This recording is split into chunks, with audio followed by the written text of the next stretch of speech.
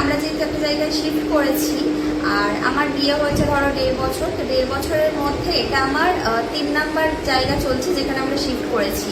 আর মানে প্রত্যেকবারে যখনই আমরা শিফট করছি কিছু না কিছু মানে কোনো জিনিস হচ্ছে যেটা আমরা ফেলে আসছি, আবার কোনো জিনিস হচ্ছে যে মানে আনতে পারছি না, সেরকম মানে জায়গা নেই বা কিছু নেই, তো তার জন্য সেই জিনিসগুলো আমরা রেখে এসেছি। তো এরকমভাবে প্রচুর জিনিস এদিক ওদিক হয়েছে। আলটিমেটলি এখন যখন এখানে রয়েছি বেশ কিছু জিনিস একটু একটু করে অর্ডার করছি, তার মধ্যে আজকে 3টে জিনিস এসছে। প্রথমে এটা এসছে যেটা আমি রান্নাঘরের জন্যই কিনেছি, আর স্পেশালি এই জিনিসগুলো আমি আমার দিদির থেকেই শিখছি।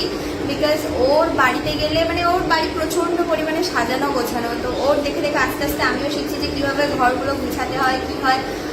আর একটা এটা এসছে, একটা ঘড়িটা আমাদের বাড়িতে ছিল, সেটা আমরা লাস্ট আগরতলাতে ছিলাম, তো আগরতলাতেই রেখে এসেছি, আনা হয়নি, সেজন্য এবারে এটাকে দেখে কিনলাম।